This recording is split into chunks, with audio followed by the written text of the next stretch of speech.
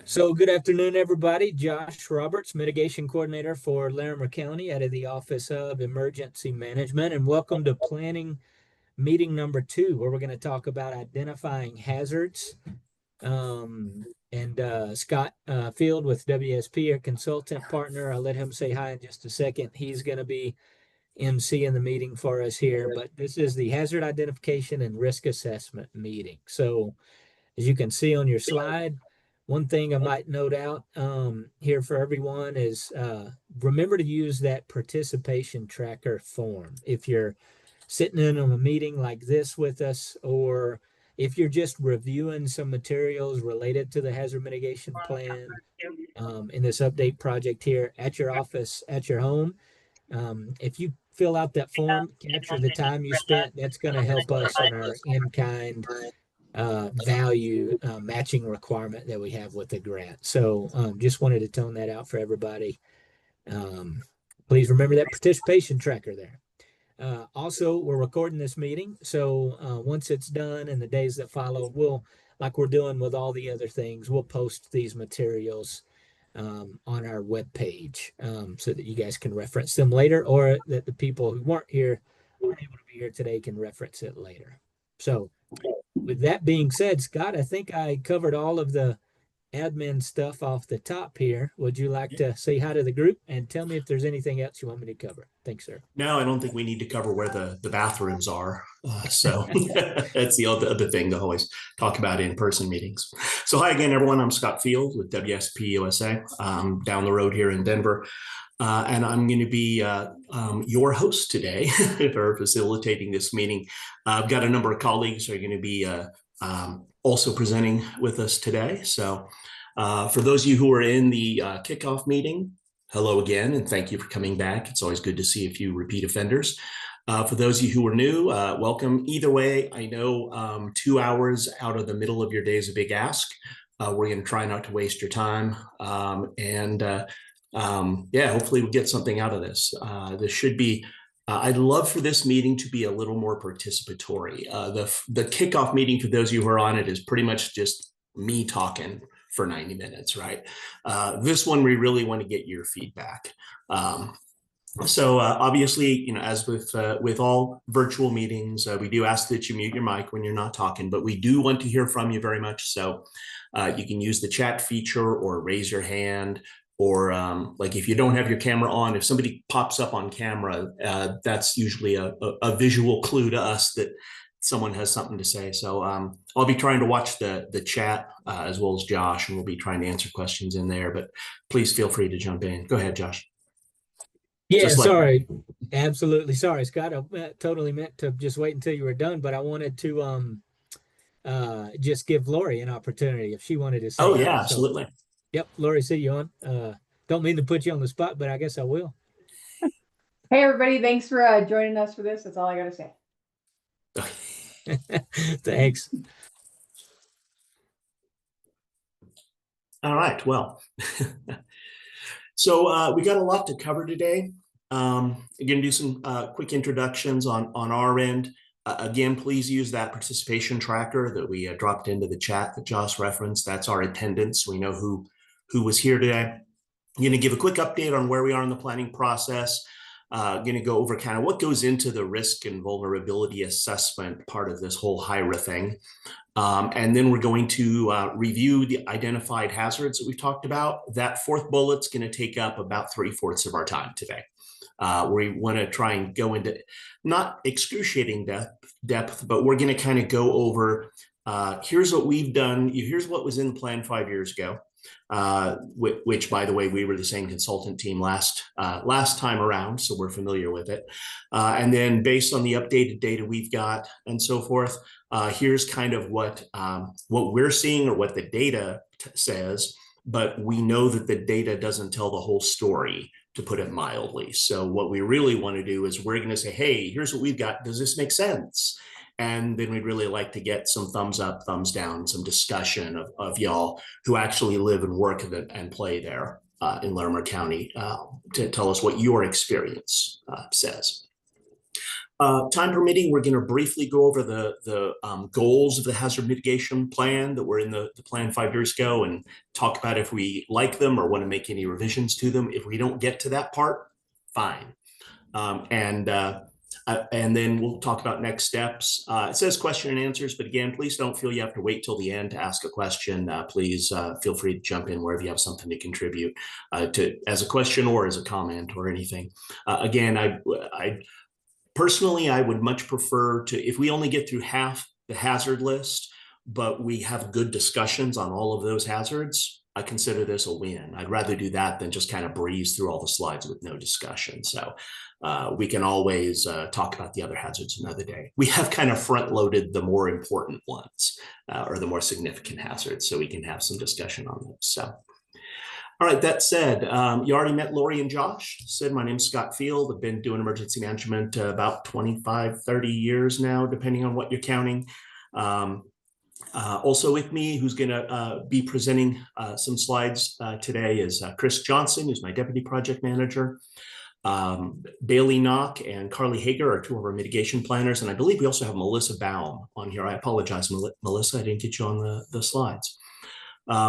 Jeff Brislon is not with us today. I think a lot of you know him. He's my boss and the one who kind of started the hazard mitigation program here at now WSP. The last plan we were called Wood. The time before that we were Amick Foster Wheeler. So, you know, welcome to the private sector. But and then also Mac Chambers, who's our GIS guru. If you have any questions about the GIS data, Mac will hopefully jump on it and answer that. And obviously he's been working closely with your GIS folks there. All right, so real quickly go over the planning process. This is the broad strokes of the planning process. As I said, step one is kind of the getting the band back together to update the previous plan. Step two is we're looking at what can go wrong.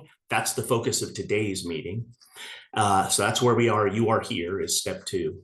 Step three is then the what are we going to do about it stage. And that is our next meeting that we're going to have in about a month, where we're going to look at developing mitigation actions and projects and stuff to actually reduce these risks that we're going to talk about today. So today's a little bit of gloom and doom. Next lesson or next workshop is the good news of how we're going to address it.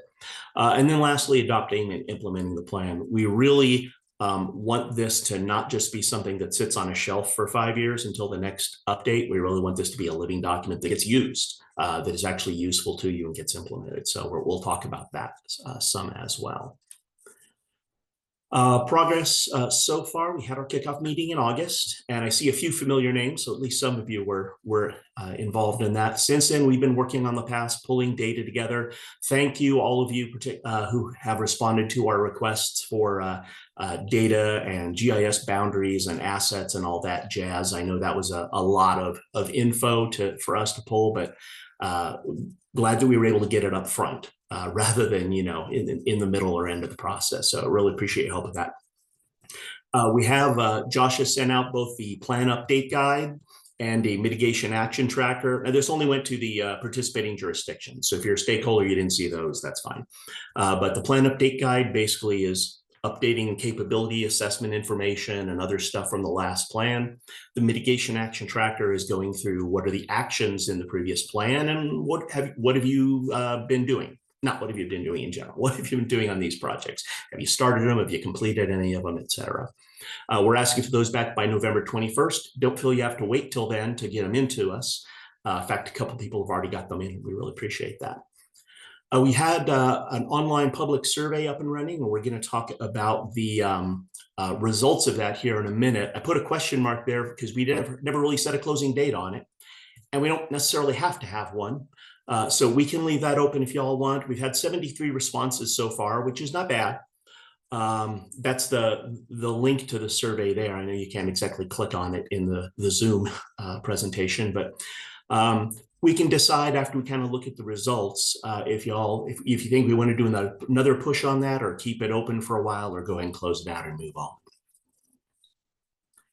So as I said, we've got 73 responses so far, and this kind of breaks down who, what jurisdictions they're are responding. So we have a few of the towns that maybe might want to do another push on to get a few people. But overall, we got pretty good representation from, I don't know who all other is. I'm guessing most of those are probably unincorporated, or they're people that don't live in the county but work here or something. So, perfect. Thanks, Josh. There's the link to the survey in the chat if you want to go look at that or send that out again. How long have you lived in the community is an important question because it tells us we want to make sure we're talking to people with some historical knowledge and not just all the folks who moved here last month. So as you can see, the 74% of folks have been there more than 10 years. So that's good. It means we're getting a good depth of experience. And then we also like to ask how many times have you had not a disaster, but how many times has one of these hazards interrupted your life? And you can see the vast majority of people have 1 to 5 times in the last, which I know it's not a surprise probably to anyone on this call that Larimer has a lot of hazards. That number is slightly higher than what we see in a lot of other counties in Colorado. But again, we have people who are talking from experience of having dealt with these. So speaking of these hazards, this is the list of hazards that we asked about. It doesn't match exactly the list of hazards we're going to go through here in a little bit. But this shows, we asked people how significant they thought each of these hazards were and how big the impacts are. Don't worry about, you'll notice down here, and I'm pointing at the screen again with my finger, for agricultural disease and avalanches, there were fewer people responded to that one, and I think that was a system glitch. But still proportionally, they both came in fairly low. So red is high, yellow, they ranked at medium, and green is low. So you can see the ones that came in first, wildfire, not a surprise there that one's so huge. In fact, I really wonder who these people are who think it's a low hazard. Flooding, winter storms, forest health decline. Again, even though a relatively fewer number of respondents, but a large percentage of them thought that was high hazard. That's always good to see that people are aware that that's a thing. And then again, severe weather. I'm not going to read all of these down here.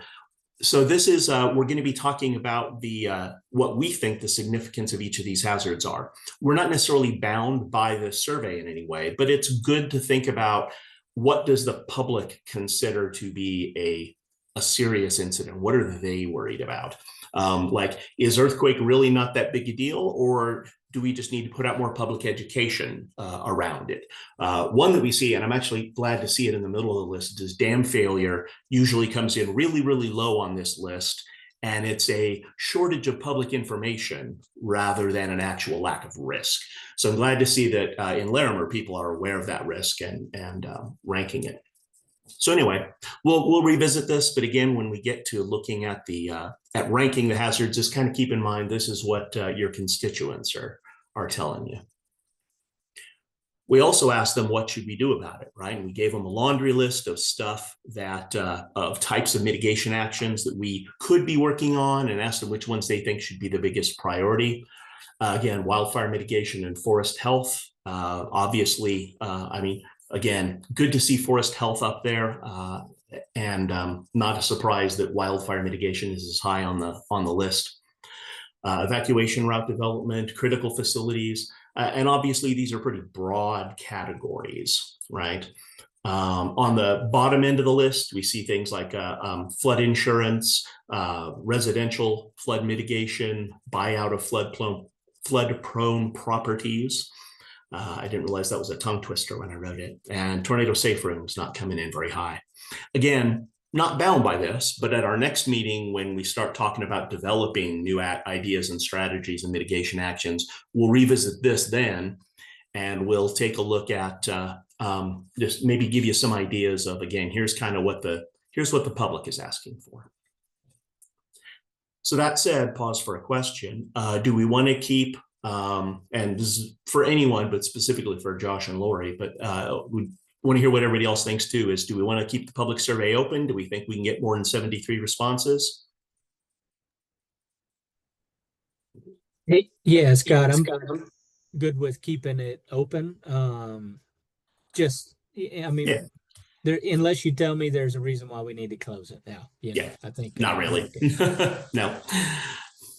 Yeah, I don't think that the results are going to change much. But if we have the time to keep it open and we get more responses, that's obviously better to show, better engagement. Yeah. There's no like quota we have to meet or anything, but there's no reason to close it early. So I agree. All right, well, we'll do that. Maybe, like I said, if you want to send that link around or do some additional, do another media push on that, send it out to your social media lists or whatever, feel free. And if you need anything from, reach out to Josh or myself and we'll get you the information. All right, so with that, we're going to talk about what is a risk assessment. And we're talking about so the title of this meeting is the Hazard Identification and Risk Assessment, the HIRA, not to be confused with the THIRA, which is the Threat and Hazard Risk Identification. Yeah. If you've ever done a THIRA, this is something completely different than that. Why they named them the same thing or so close to the same thing, don't get me on my soapbox there. But whereas the THIRA is more kind of a capability assessment on the Homeland Security side, this hazard identification and risk assessment is looking at what are the hazards of importance to Larimer County. And the first step of that, like I said, there's two parts of that. One is the hazard identification, and then the second is the vulnerability assessment. And the hazard is what's the thing that can go wrong? What's the flood or the wildfire? And we try and quantify where can it happen? Where has it happened in the past? Are there places that are more likely to flood? We try and quantify how bad it's likely to be, both what is kind of the regular every year flood, as well as what are the 100-year and 500-year floods look like, and get a sense of kind of quantify how bad that is, as well as looking at, for this, we don't look at climate change as a separate hazard, but what we do look at for each of these hazards is what are the effects of climate change based on what the best available science is telling us. How is that likely to change? How is it already changing in many cases, how these hazards are impacting? And then vulnerability assessment, that's the stuff we want to protect. That's our houses, our businesses, our infrastructure, our people. Again, if we have a hazard and it doesn't impact any of those things, it's not really a big disaster. So if you see in this bottom right-hand corner here, you have the hazards and then you have the assets we're trying to protect, and where they overlap, that's what we call risk, or that's where the risk is. And the goal here again is basically to shrink that red overlap as much as possible. So speaking of terms, I realized I've already started throwing terms around, but when I say hazard, we mean any kind of anything that can cause harm in the community. We're mostly talking about not just natural hazards like flood, fire, famine, locusts, whatever, but also human-caused hazards such as a dam failure, pandemic, terrorism, hazardous material spill, and so forth. Anything that can cause damage in the community. And then again, vulnerability is where are we vulnerable to that hazard, or how can we take damage from it? Exposure is a term you'll hear us use sometimes, and we kind of use it interchangeably with vulnerability sometimes, but it's really specifically we're talking about exposure, we're talking about how many buildings are in the floodplain, or how many homes are in the wildland urban interface. We're really talking about a quantifying number of structures that are exposed to a certain hazard. So it's almost the same as vulnerability, but slightly different. And then again, risk is that overlap, and mitigation is what we're doing to try and reduce those impacts before the disaster. Where are we? Come on. And my slides aren't fixing. Here we go. Okay. So when you get the draft plan, or if you've looked at, or if you're familiar with the previous, the 2021 mitigation plan, this is kind of how we break down how we look at these hazards. Each hazard is going to have its own profile, its own section of the plan. One change that we are making from is last year, the risk summary was at the end of the profile. And we got some good feedback that, that's kind of bearing the bottom line. And maybe we should start with the summary so that you don't have to read through 10 or 20 pages to get to the good stuff. So we're moving the risk summary up front. So if you only have time to read the first page of each hazard section, you can kind of get the gist of it. but we're going to describe what the hazard is, what we're talking about. We will look at previous occurrences, how it's happened in the past and what that's looked like, where it's happened. Some hazards like winter storm, the location is the entire county, right? Other hazards like flood, we have designated floodplains or mapped floodplains, not designated, but mapped floodplains. Flooding can happen also outside of those areas, but we know there are certain areas that are more likely to flood. We look at what is the probability or likelihood of future occurrence. Is this something that happens annually or multiple times a year? Is it something that happens every 10 years? Or is it kind of a black swan events that happens one every 100 years or 500 years or 1,000 years or something? Given that those high probability, low occurrence hazards seem to be happening more often, we don't want to ignore that. And the probability of future occurrence is actually informed both by past events and then, as I said below, by climate change considerations. Magnitude or severity or extent is how bad can it be and how bad is it likely to be. And then for vulnerability assessment, you can see all the kind of stuff we look at there in terms of things that can be impacted. That last bullet, development trends, is huge. I want to highlight that one because that's where we really need y'all's help. And some of you, we ask that in the plan update guides. So there's a section in there about that, but that's something that's really hard to do. We don't have a database we can look at for that. So we really want your help to help identify, we have a new subdivision going in the wildland urban interface, and that's increasing our vulnerability. Or we're actually seeing less development in the floodplains since we passed a new ordinance, and that's lowering our vulnerability. So anything like that where you can help us kind of both what has happened since the last plan, what has changed, and then what is kind of forecasted for the coming years. When we use the term assets for stuff we're looking at in term that is exposed to hazards and stuff we're trying to protect.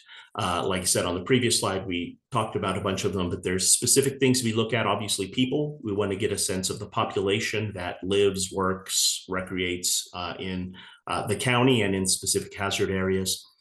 A lot of where we get that from is actually from the parcel analysis that we're doing for general property, which is we take the, as county assessors data and we kind of overlay that against the floodplain, right? And we see how many parcels and how many structures are in the floodplain. And then we look at how many of those are residential and what's the average household size. And based on that, we get population estimates of of approximately how many people are exposed to the hazard. Not an exact science, but gives us kind of a way to compare apples to apples between different hazards.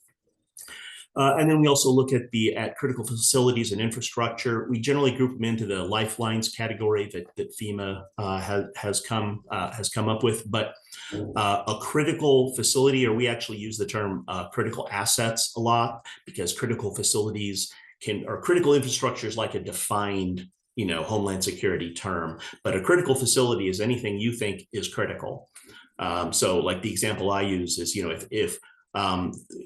if the gas station on the corner is the only place you can buy propane in your community, that's probably critical infrastructure for y'all, right? It might not be in Fort Collins, but maybe it is in wherever you are in the mountain community or something. So again, help us identify things that's not on our list that are critical. Something we look at, of course, is in terms of past events, is what hazard declarations has Larimer County had. This is, helps us look at what are not just what has happened before, but what are the big events that we've worried about in the past. You can see the vast majority of them are fire, followed closely by flood.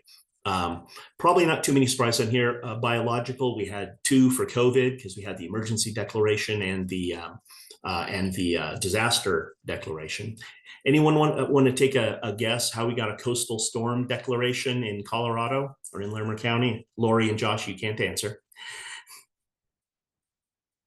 This is the audience participation part, folks. This is me making sure someone's mics work. No one want to take a guess? Yeah, we had a weather system move up from being and it's not unprecedented. We had a tropical system move up from down by Southern California, and it brought rain and flooding. So you're right. that is true, but that's actually marked under, that's one of the severe storm declarations. The coastal storm declaration is so good guess, Jeff, and I appreciate you being the first deer in the meadow. But the coastal storm declaration was actually for Hurricane Katrina. Because we assisted with evacuees from that. So we were included, Colorado was included in the disaster declaration so we could get funding for that. So that's how we got a coastal storm declaration in this instance. You can see also here by the number, by, disasters, obviously it bounces back year to year, or it bounces around year to year, but you can see, when I was a kid, disasters were pretty rare, and they've become a lot more common post 2000. Still have a few slow years, but generally speaking, we're getting a lot more disaster declarations and a lot more big disasters than we used to. So, And I don't think we're ever going to get another one again if the new disaster thresholds, hold. yes, So. yeah, that is true. Yeah, the way they're changing the disaster thresholds. So doesn't mean we won't have those events, but they may not be declared anymore. So does that mean the problem's solved and we can shut this down? Yeah, we're not going to have any more disasters according to the feds. So, it's all good. Okay. Right. See you What guys do we later. need to do? Thanks for coming. All right, so this is the list of hazards that are in the previous Larimer County Hazard Mitigation Plan. Knocking on wood, Josh. So, yeah, these are the hazards that are in the previous plan. We're going to go through each of these here today. We want to have some discussion, or so we had some suggestions about maybe adding a few things to this list, or maybe making a few changes in what things are called or how things are grouped, and we'll talk about those when we get to them. But this is generally what we're looking at. Also on the list, this is the list of hazards in the Colorado state plan. Just want to put that up there. If there's anything on this list that you think maybe we need to include that isn't included in our plan, then when we get to that, we can talk about it, or let us know now if you have any thoughts when we get to that list. When we look at hazard rankings, and I shouldn't say rankings, it should actually be ratings, because we don't rank them 1 through 10 or whatever, but we rate them in terms of high, medium, and low significance, okay? So it's not like a numerical ranking, but we're trying to rate how severe they are. And we do that based on 3 things. One is how big is the area that is exposed or that is likely to be affected by the disaster? How bad is it likely to be? What are the impacts look like from the different hazards? And then how frequently or how likely are they to occur? And then we kind of take an average of those to come up with its either high, medium, or low overall significance. This is deliberately it's not super sciencey. There are, back in the day, there used to be a lot of, people would come up with scores where you rate these, and location is ranked at 20% and severity is ranked at 30%. And you crunch all these numbers and you come out with a number, and it looks sciencey. But honestly, the data going into that calculation is vague enough and fuzzy enough that it doesn't really gain. It's more sciencey than it looks, but we're making it more, making it look more data driven than it really is. So the other thing is it was kind of a false precision exercise. Exactly right. Yeah. And the other thing that does then is it makes it harder to, like I said, we know the data doesn't tell the whole story. We like having having some flexibility in there, because we want to take into account your experiences, what your experience is working in Larimer County. If the data says that it's a moderate hazard and y'all are going, nope, that's a high hazard, then guess what? It's high hazard, and we don't have to justify why the numbers are different. So, and there's nothing magical about these benchmarks, but just kind of give you a sense generally of just so we can again try to compare apples to apples. So again, this is the hazard rankings or ratings from the previous plan. We're going to go through each of these, and then at the end, I'm going to have another table looks a lot like this, and we'll talk about what may have changed since the last plan or what we might want to add. You can see the high hazards, not a big surprise again, and pretty close to what what the public said. We got biological hazards or pandemic, flood, hazmat, landslide, spring and summer storms, tornado, wildfire, and winter storms. And then several others that come in as moderate or as a medium significant hazard, and that may be because the severity is lower or the extent. Sorry, on this slide it says spatial extent, and the last plan was the term we used. We've kind of just gone with location now to make that a little simpler. But again, how likely is it? How big is it? And how bad is it? So again, we'll talk about this as we go through each hazard, and you can let us know what y'all think. Any questions on anything or color commentary before we roll into the actual hazard list? Okay, jumping in. So we're going to start with the big one. And we, like I said, we want to get the high significance hazards up kind of front loaded so we can get some good discussion here. And now I'm actually going to turn the slide deck over to some of my team so that I can give my voice a rest for a minute and you can hear somebody else talk. So Bailey, I believe this is wildfires your hazard. Yeah, yep. Okay, perfect. So yeah, multiple fires in recent years all throughout the county. Obviously with the Cameron Peak Fire being one of the largest wildfires in state history.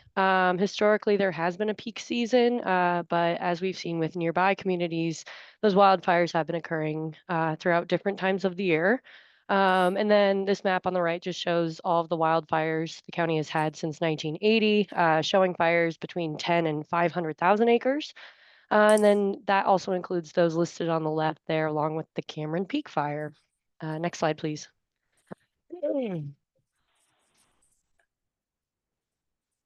Yeah, so this map shows the fire intensity scale. The scale has 5 classes, 1 being the lowest and 5 being the highest.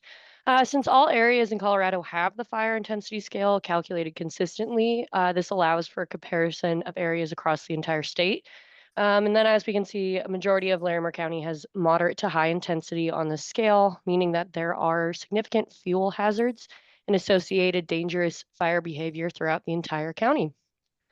Next slide, please.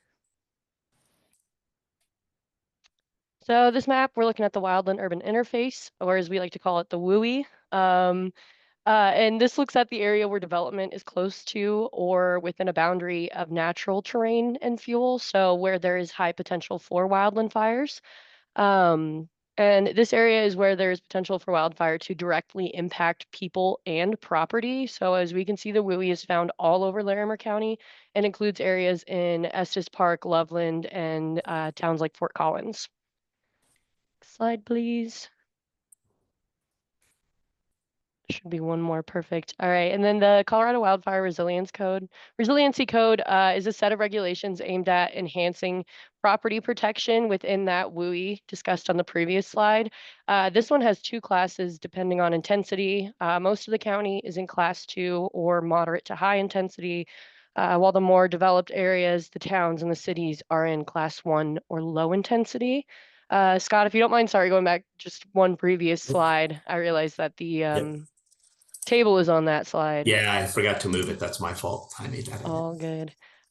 So that table at the bottom, we're going to go through a table similar for every hazard, but for wildfire specifically, highly likely for that frequency, significant all over the county, and then critical severity. And then this is kind of the major one. So this has the highest overall significance rating, not of all the hazards, but it has a high significance rating.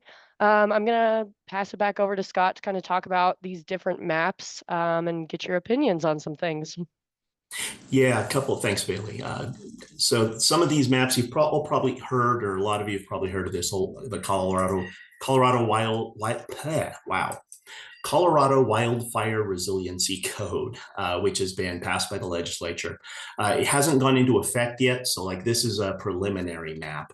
We kind of wanted to show it to you, and then we want to show it in relation to the next or to the previous maps, and I kind of want to hear your thoughts on it. So this map that we started with is the fire intensity scale. This is, if you remember what used to be called CORAP, it's now the Colorado Forest Atlas, which is a great source of consistent statewide data that we rely on a lot. So this fire intensity scale map comes from them. And then my understanding is that they've used this data along with a few other things to create the wildfire resiliency code maps. You'll see they're very similar. They're not exactly the same, but they look a lot alike. And again, the fire intensity scale is meant to measure how bad a fire is likely to be, and is to some extent also a measure of probability or how likely it is to catch fire. This map is very different, obviously, where now we're looking at where are the stuff where are the buildings, where are the people, where are the businesses that we want to protect. And that's called, so this is the map that goes into this map as they look at the density of the wildland urban interface and then overlay that on the wildfire risk areas. So my question for the group, and particularly for the firefighters in the room, is which of these three maps do you think really captures, or just what are your thoughts in terms of how well do these maps capture the wildfire risk in Larimer County? And the floor is open for anyone who might want to take a stab at answering that. Yeah, I'd be real cautious about just showing those maps up on a screen and then asking for which is for wildland fire, for anybody to suggest which is best. I mean, I would need to go back and refresh myself as to what the CORAP criteria was, and then I'd need to do a deeper dive into what the inputs and the algorithms are for each of these. Otherwise, there's just a bunch of colors that, yeah, that looks kind of about right at that, scale. So just a caveat there. I'm not going to answer it. Yeah. So I agree That's a with good Jeff. answer, though. Yeah. I agree with Jeff. We're going to have to take this back because we got to make sure that it matches up with their CWPP and based on the information that they pulled for us and that they're continuing to pull. So we need to make sure the data matches up. And I don't know much about the CORAP either, so I got to look into that. Okay. Yeah. The good news is that this code is actually based on the CORAP or the Forest Atlas data. So they're all kind of drawing from the same data. It's just looking at it differently. And these are not going to be the only maps, that will be in the mitigation plan. There's a whole lot of other stuff we can get into. Derek? Yeah. Yeah, just like Jeff and Robert said, some data needs to be looked at, looking at CWPPs with the wildfire resiliency code. The scale was huge, 30-meter resolution, I think. But with that, the county commissioners just adopted the 2024 building code, and along with the resiliency code, basically the entire unincorporated area of Larimer County has been designated as a class 2 because that deals with both moderate and high intensity fire behavior. The other thing with this map here that you have on the screen, a lot of the models do not count structures as a fuel. And if you start looking in Loveland, in Fort Collins, even in Estes Park, the city of, there's, open space, whatnot, abutting right next to homes. Absolutely.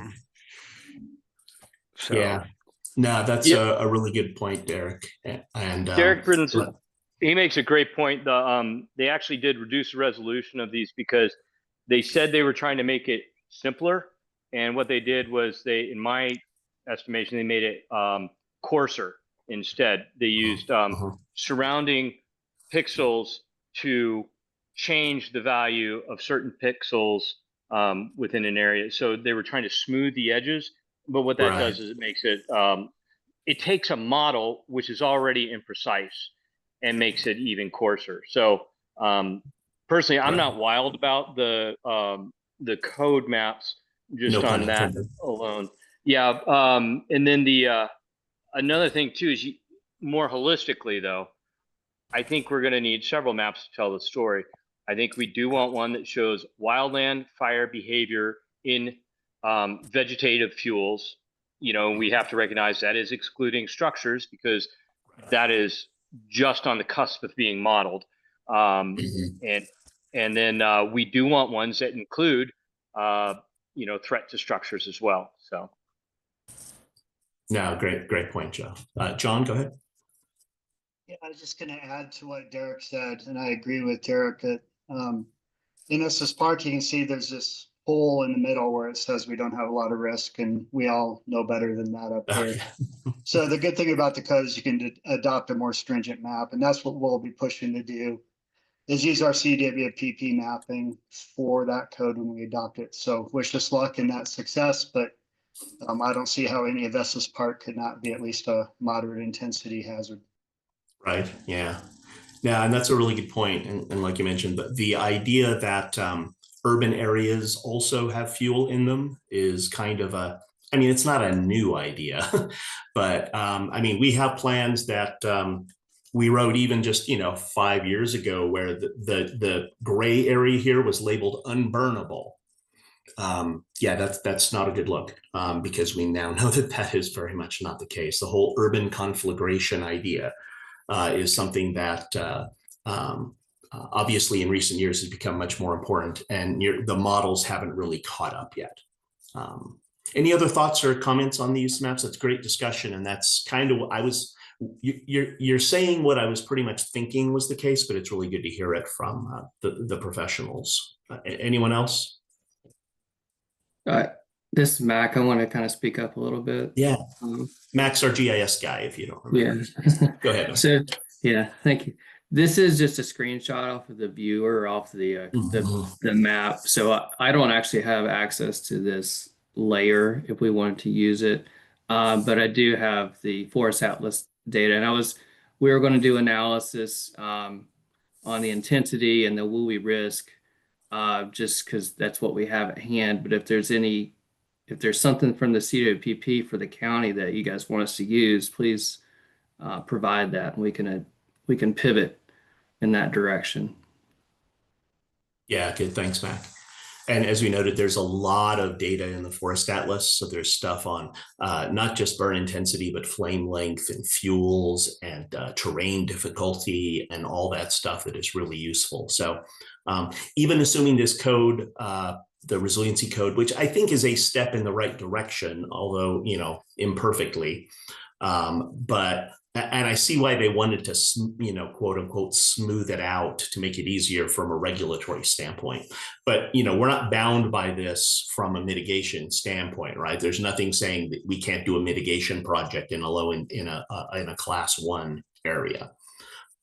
So yeah, we're going to make sure we have a lot more maps in the draft plan, but kind of wanted to bounce these three off of you to start with and see. Any other thoughts on the wildfire maps? I think did have. Oh, I'm sorry. Go ahead. I did have a question. Sorry, this is Rebecca from Greeley. Relating to some of the secondary effects from wildfires, such as you have the flooding and just basically watershed destruction that happens associated with wildfires. We've been dealing with that with the Cameron Peak fire for the past few years and trying to get that addressed. But also, are there mitigation projects associated with kind of protecting the watershed? Because both for water quality, which several different municipalities and areas rely on, like the Poudre River and so forth, Big Thompson, for our drinking water, but also for damage that's caused by erosion and drain stormwater flooding effects associated with wildfires, because it completely changes the flow regime when you've lost all of the vegetative cover. Yeah, absolutely right, Rebecca. The post-fire flood modeling and erosion modeling has been really improved in recent years. So that's something that, I mean, not just at WSP, but I think nationally is something that obviously has gotten a lot more attention, and there's better data now. So we're definitely want to look at burn scars and post-fire issues and the secondary impacts, to include smoke, which can be a major health effect in the urban areas, even if you're not on, even if the fire is quite a ways away in another country in some cases. Correct. And also just, if there are opportunities for doing some fire mitigation control, that can help prevent it from becoming such a big issue, Right. so that you don't have all of the post-fire mitigation requirements. Right. Yeah, and that's I hope that's we can talk about that some more at our next workshop, which is the what are we going to do about it? Developing those mitigation activities, because you're spot on there. Perfect. Somebody else would start. No I just problem. had one last question. I'm sorry, Yeah, I'll shut up then. No, you're good. If you could give a better sense maybe for how these maps are going to be used too, I think that the purpose will guide what we want to look at, what kind of precision we want. Yeah, absolutely.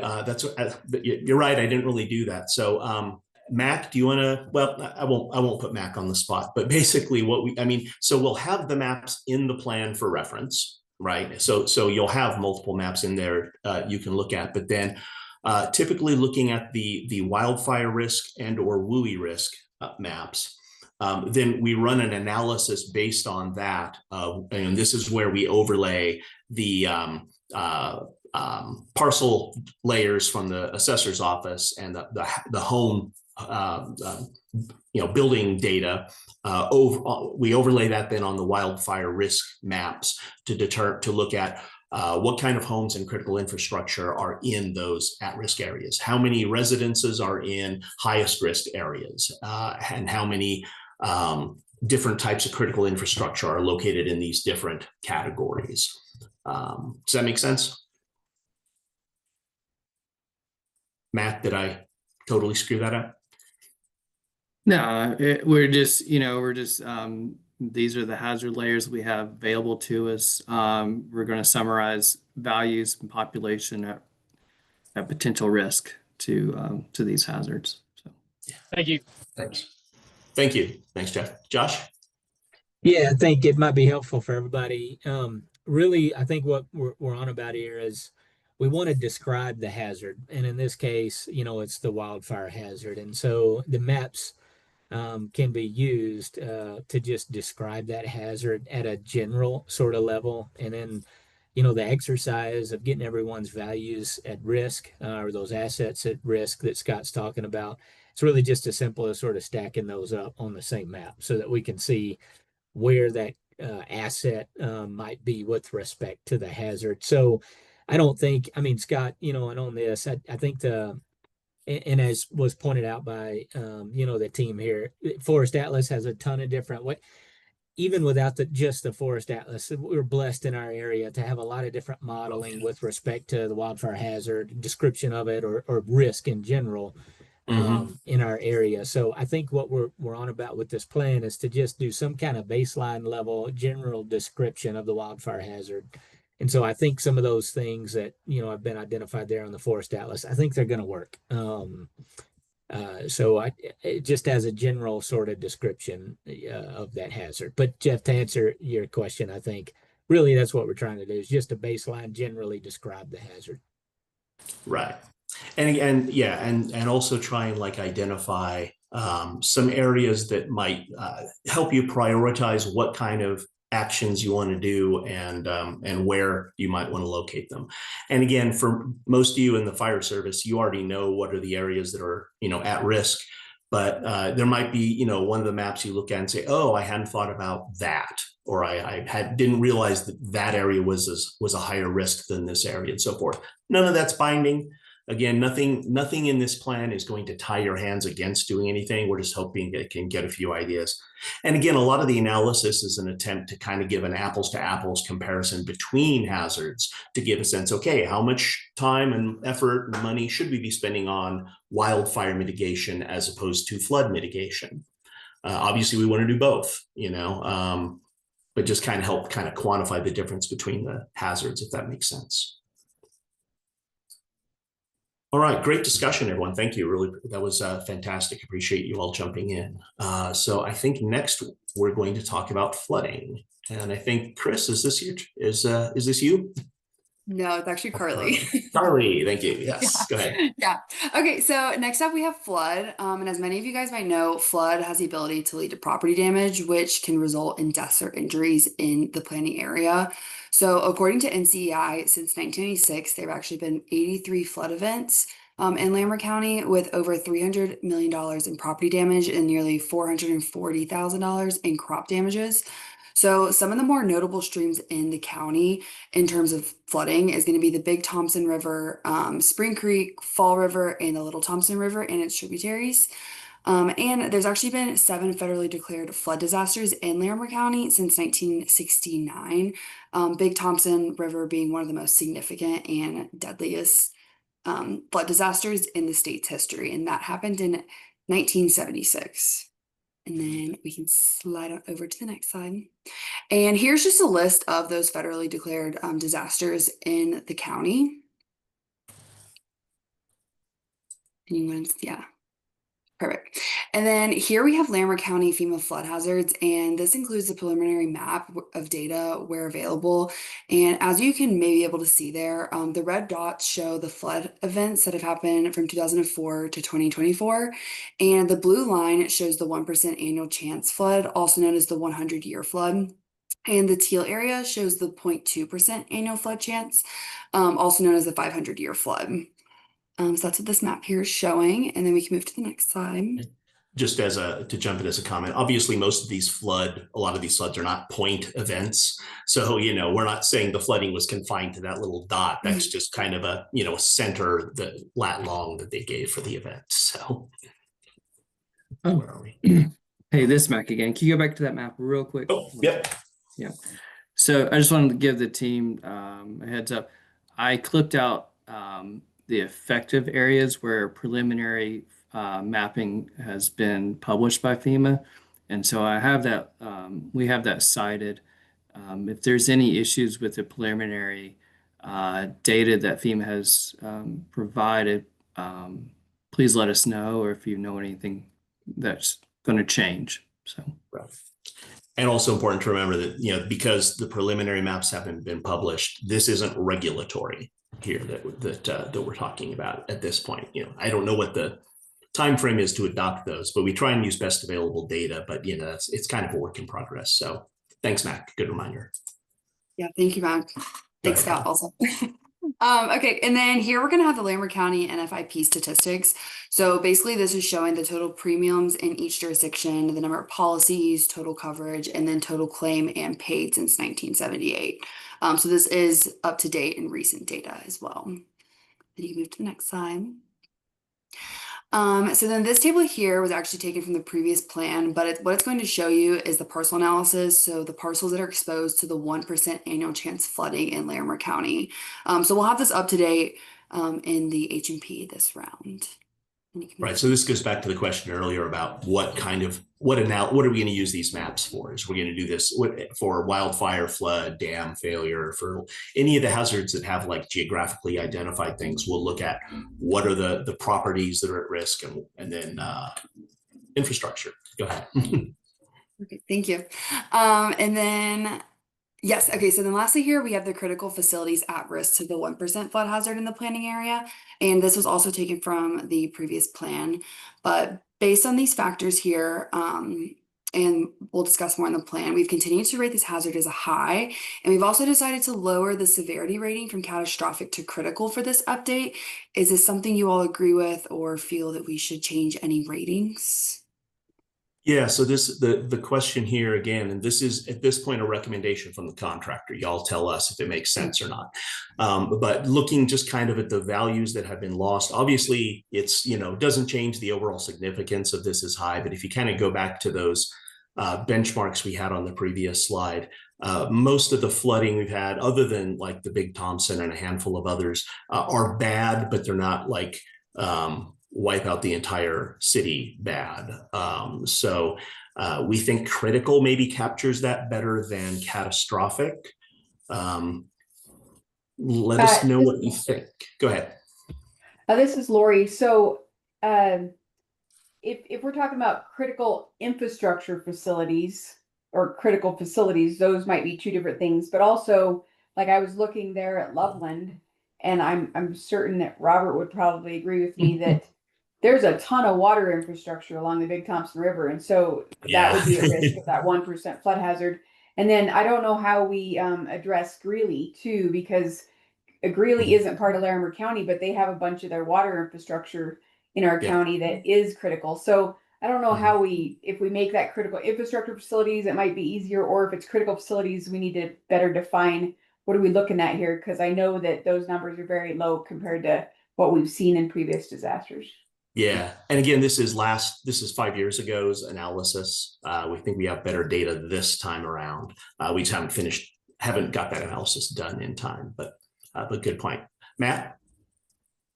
I would just be cautious with derating that severity because this is 5-year-old data, Mhm. and we've had catastrophic wildfires within the county since then. So, This is for flooding. right. Not fun. So with runoff from those fire I scars, see. Increasing the severity. I see. it What you mean. exponentially makes them worse. That's true. No, that's a really good point. That's Yep. a good point. Thanks. Thanks, Matt. Yeah. And I'm sorry, Bloge. I don't know what your first name is. Yeah, it's Bernie. Okay. So the to Lori's point, we got intakes for Loveland's water treatment plant plus our infrastructure.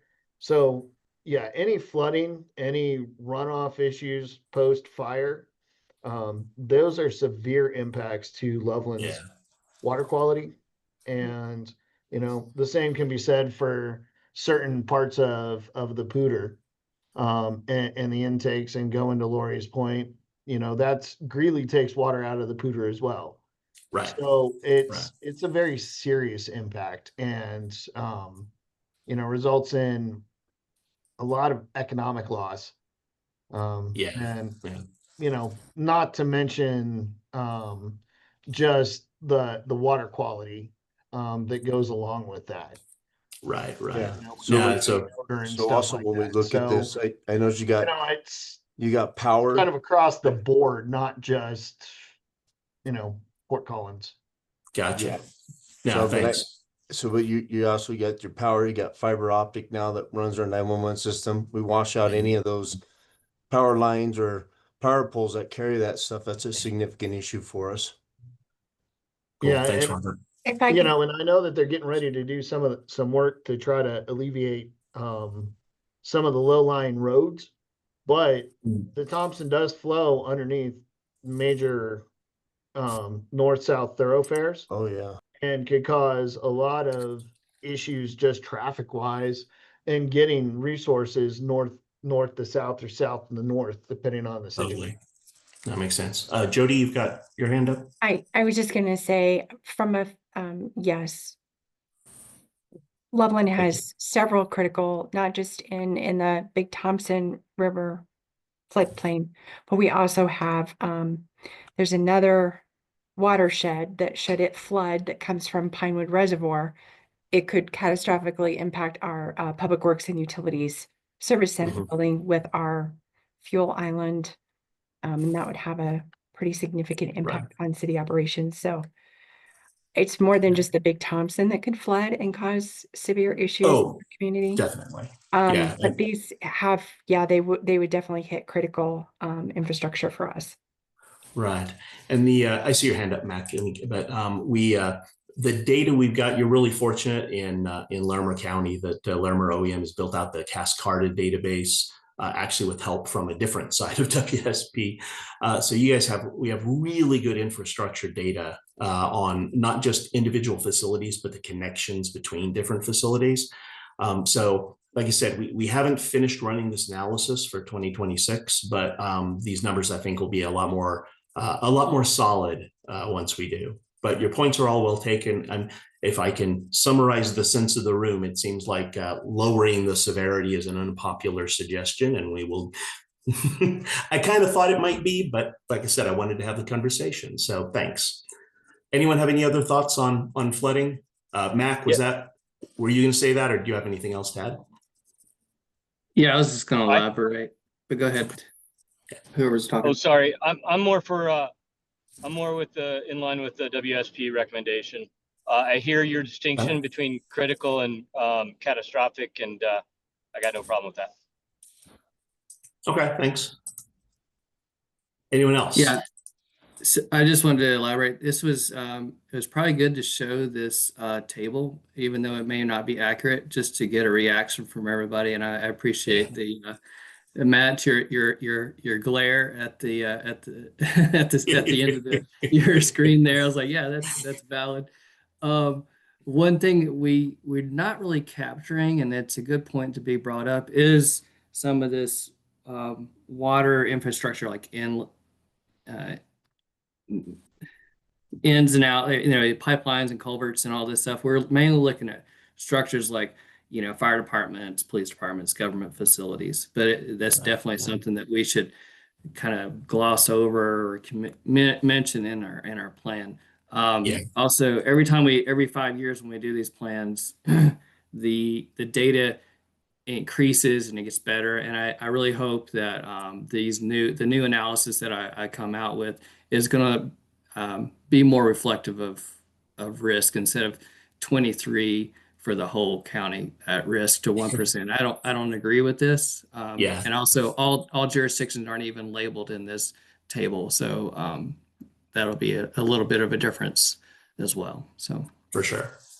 Yeah, and I know 5 years ago, the Cascarta database was still kind of a work in progress, but it's a lot more built out now. So like I said, I kind of put this up there, as Max said, I figured it'd generate some discussion, and that's a good thing. So usually don't have to worry. I've worked with Larimer County before. Usually getting y'all to speak your minds is not the hard part.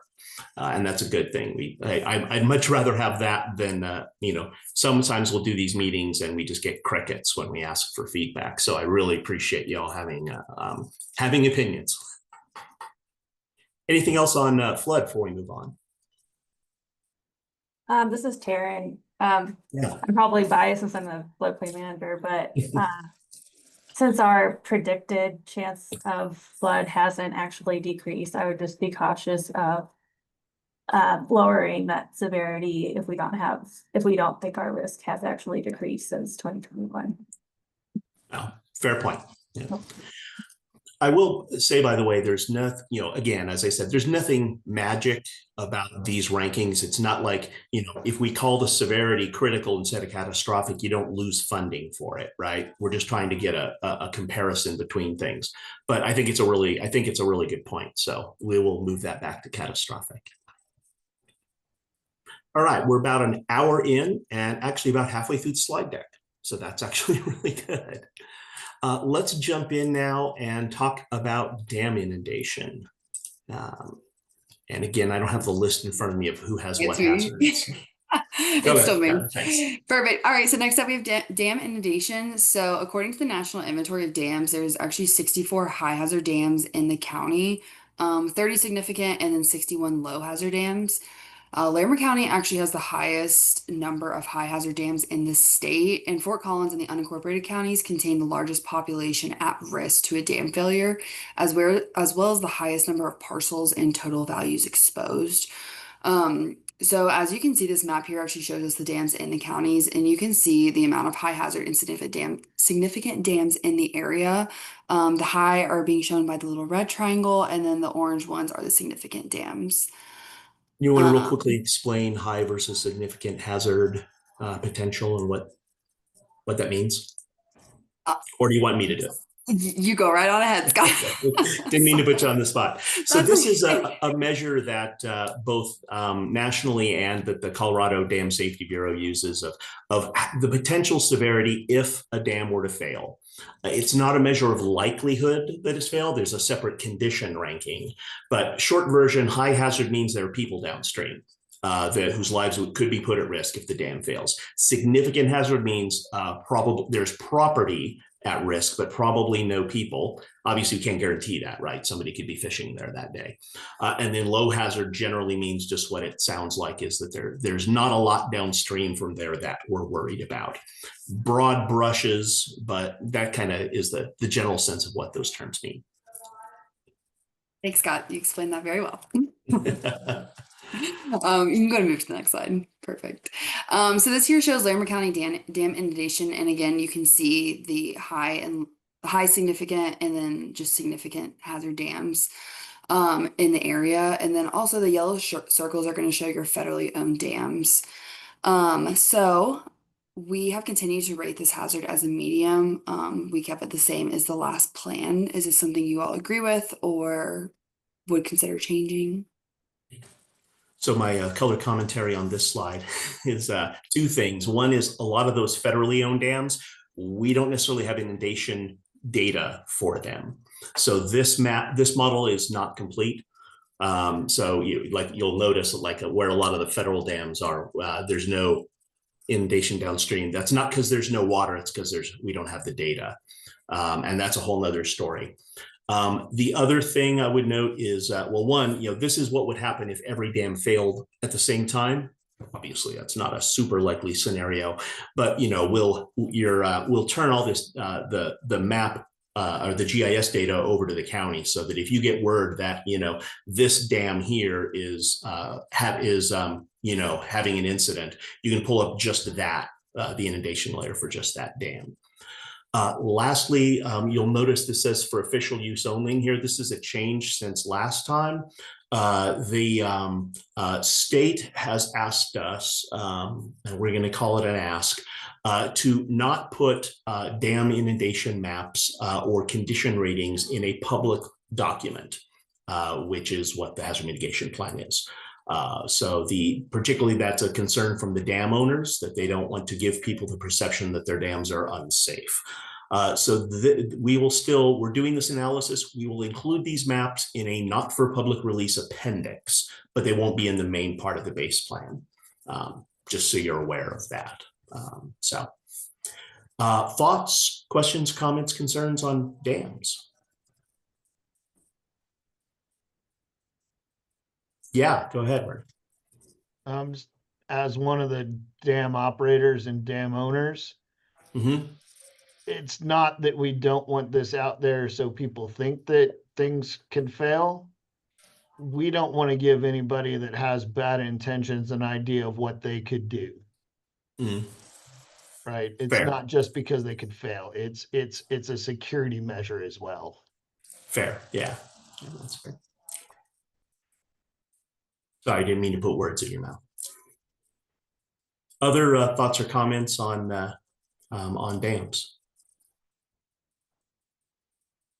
Okay, moving on to, oops, where are we? Spring, summer storms. Yep, that will be me again. Okay, so this includes a few different events, such as damaging winds, hail, heavy rain, flash floods, and tornadoes. We do have tornadoes broken out as a separate hazard. And specifically for this one, hail is one of the costliest hazards, which can damage, roofs, windows, automobiles, aircraft.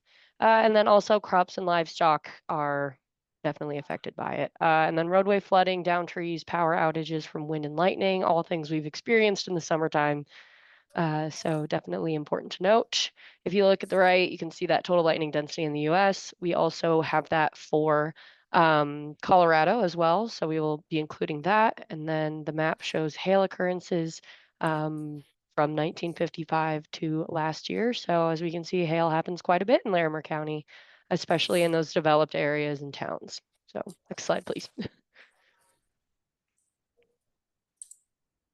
So looking at NCEI data at the storm events database, we look specifically at hail, thunderstorm winds, high/severe winds, and lightning. There were over 1,000 events, $16 million in property damage, and $2 million in crop damage. We also look at the USDA Risk Management Agency records, and it shows that Larimer County has lost over 19,000 acres of insured crop and $6 million in indemnity payments due to hail since 2007. So highly likely frequency, extensive all over the county, critical severity, and we have this listed as a high overall significance hazard. So does anybody kind of disagree with that overall rating or think we could, make any of those a little bit less or different? One note I would add is and I forgot to say this on the flooding slides before, but these property damage and crop damage numbers, those are uninsured losses. So there's, and we say we have some additional insured data information from the from USDA, but those numbers we have up there are that are from the Weather Service are mostly for reported uninsured losses. So we know it's not the whole story, but gives a good picture. So I Anyone would have say any we cannot lower it from high or critical Oh, yeah. because well, I guess severity could, but overall significance, because this is the reason why insurance rates are what they are, is because of hail in Colorado. So Exactly there's right. no way that we can make it any less than high. Yeah, yeah, yeah. The most expensive hazard in the country is hail. So, all right. Moving on to tornado. Yep, this was also me. So there have been 33 recorded tornado events in the county since 1954. Luckily, the last one was during the previous planning process in 2018. But it is important to note that 8% of Medicare beneficiaries rely on equipment that is electricity dependent to be able to live independently. If power outage were to occur, it could be detrimental to those people specifically. And then there's a lot of impacts to infrastructure. So, you're looking at homes, vehicles, communication towers, mobile homes specifically, cause a lot of power outages. So, can definitely have high significance. And then just the greatest magnitude tornado event was an EF3 back in 2015. So, there have been some pretty catastrophic ones in the past decade. So, looking Recently. again at that, we see that the frequency is likely, but there is kind of a limited geographic extent, just more into those to the eastern side of the county, mostly, and then critical severity. So we do have this again as an overall high significance hazard. Note on that, we can and do get tornadoes even up in the mountains, but they're obviously less likely and tend to be smaller scale. Also, that limited spatial extent is partly because even if the entire county is susceptible to tornadoes, one tornado doesn't generally affect the entire county, right? So the area impacted by an individual disaster is relatively small. But again, as Bailey said, you guys know that you all know your history with severe tornadoes up there. So I wouldn't recommend lowering the ranking of this any. Does anyone have any other thoughts on tornado? Does anyone have any thoughts? I noticed that when we looked at what we got in the public survey so far is tornadoes ranked fairly high as a hazard, but tornado safe rooms were not a popular item. I was wondering if anyone had any thoughts on that, on why that might be, and if you feel that's accurate or if that makes sense or not. It might be because the majority of tornadoes are the EF1 or whatever it is, or lower. So Yeah. that might be why. Yeah, most of the smaller ones, as long as you're, in in an interior room, you're probably going to be fine. They're not even EF3 is obviously can do some pretty serious damage though. But. Other thoughts on tornado, anyone? All right, changing gears and going to the other side of things, winter storms. All right, that's me. Hi, everyone. So Larimer County has experienced a recorded 622 severe winter storm events over the past 30 years, resulting in a 100% chance of occurrence annually. About 46% of these events were recorded in the western portion of the county, typically above 9,000 feet. These events may last anywhere from several hours to several days. Impacts from winter storms include power outages, isolation, economic disruption, and infrastructure damage.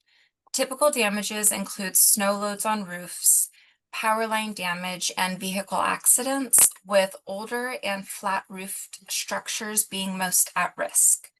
Road closures and power outages may also disrupt critical services and emergency response.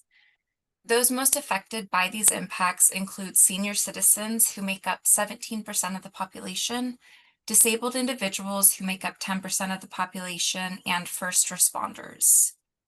As the climate warms, there has been a decrease in water being stored as snowpack across Colorado.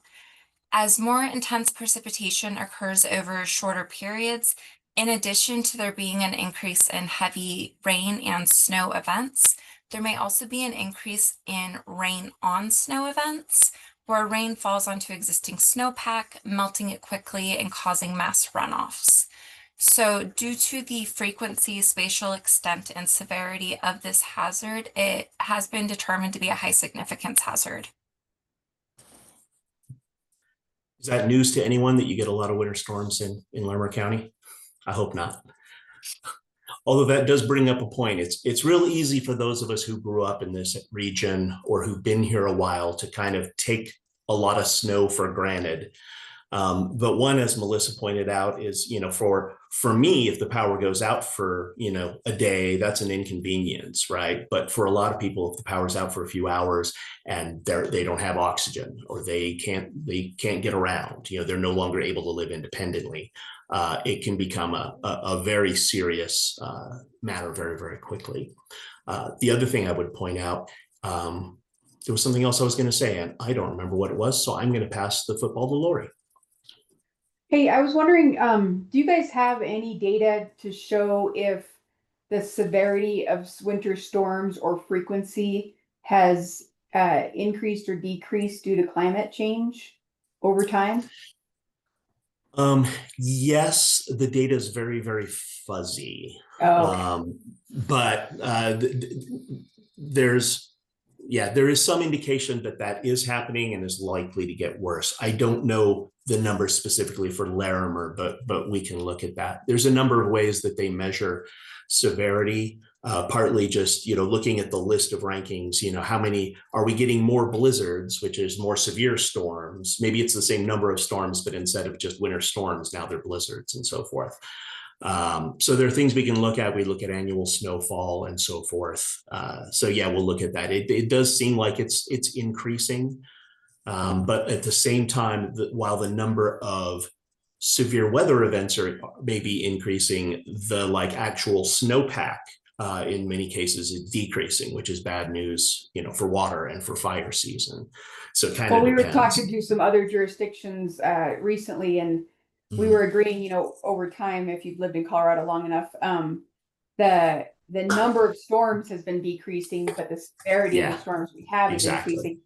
And that could then lead to bigger impacts because the storms are more extreme when we have them. So I don't know if we have enough data yet on that, but I would assume that eventually that's going to become something that's in our plan, Yeah, I think so, and that is something that that we're hearing as well from a lot of jurisdictions. The other thing to remember is if you have people that haven't been here a while, and that moved here to get away from it all, or because they could get cheaper land here than they could in Southern California, they may not know what a real winter in Larimer County is like. So it's really. I was doing one of these meetings in. I don't know, one of the mountain counties, and I can't remember which one, but somebody actually made the statement is, well, we all know how to handle severe weather. And they kind of got jumped on because it was like, well, yeah, we know in this room. Says, but I have people calling me up wanting to, calling the county, when are y'all going to plow my driveway? So we definitely have a lot of new people that have moved into the area that may not be as familiar with it. Other thoughts on winter storm, other comments? All right, thanks, Melissa. So related to this and also tied in with both wildfires and flooding, when we talk about post-fire flows, is landslide, rock slide, debris flow. I think we also have mud flow in there as well as a category. Who is talking about? That is me. There we go. Chris. Yes. Okay.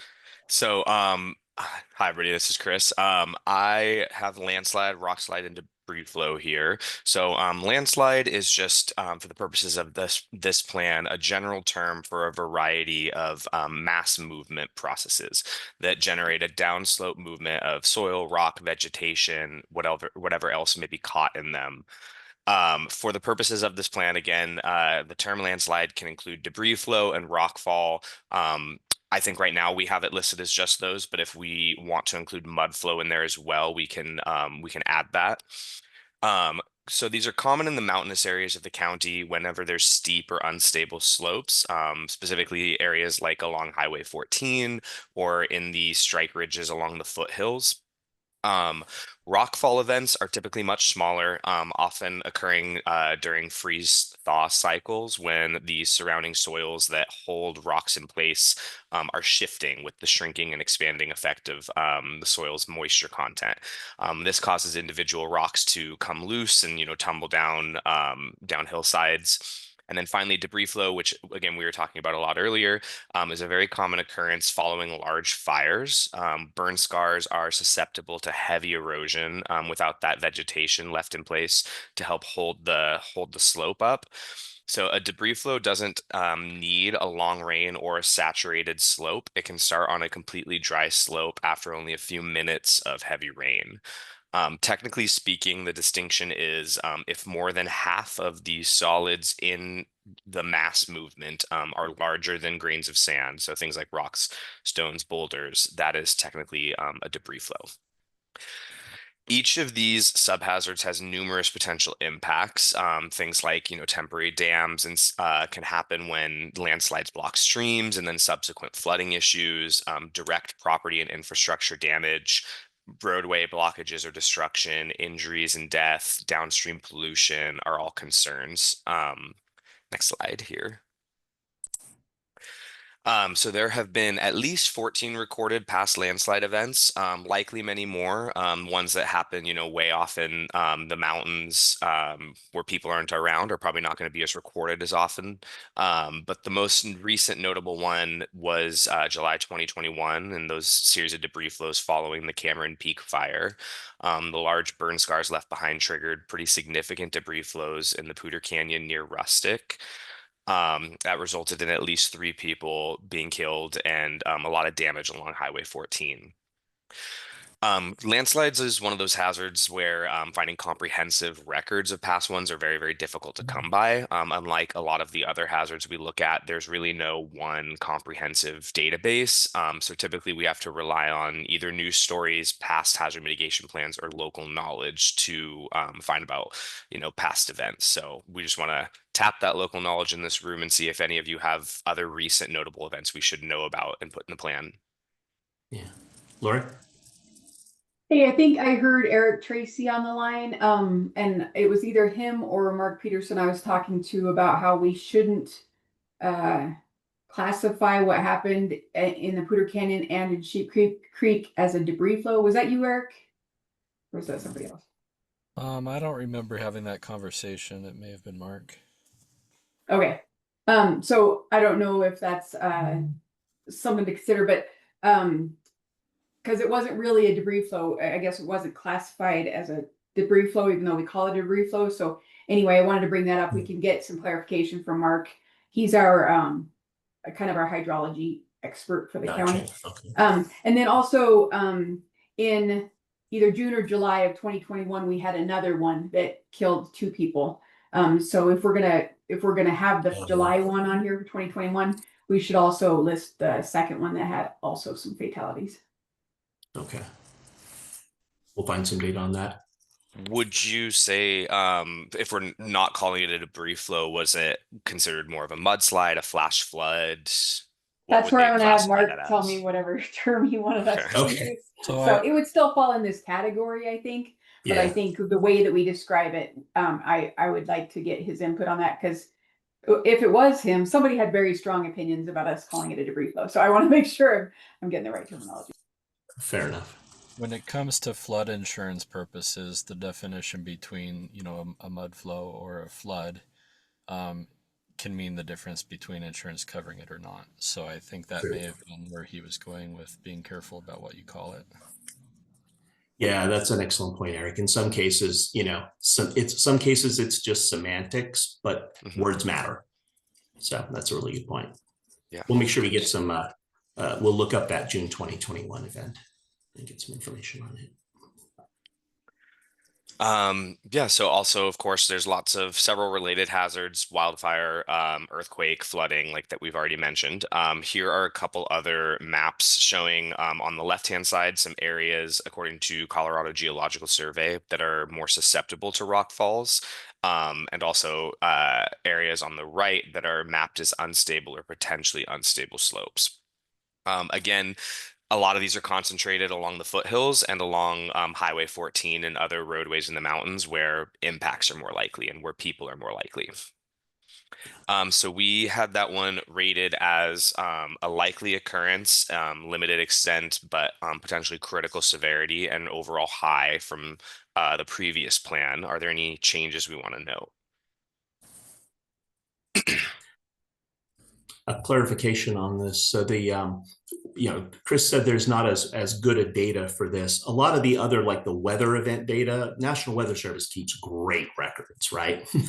So it's not that the geologic folks don't, but they can't see the whole state on Doppler radar to look at where landslides are happening. So like if you noticed on that landslide, on that first map, do landslides only happen along Highway 14? No, of course not, but those are the ones that get observed and recorded.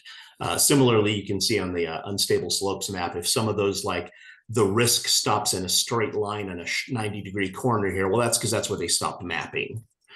So an important hazard, just note that the data on all of these is definitely more limited and more spotty, but obviously we know it's a serious hazard. Other thoughts or comments? All right, then. All right, this is back to me. So our next hazard is soil hazards, and this covers a few different hazards such as erosion, deposition, land subsidence, and collapsible expansive soils.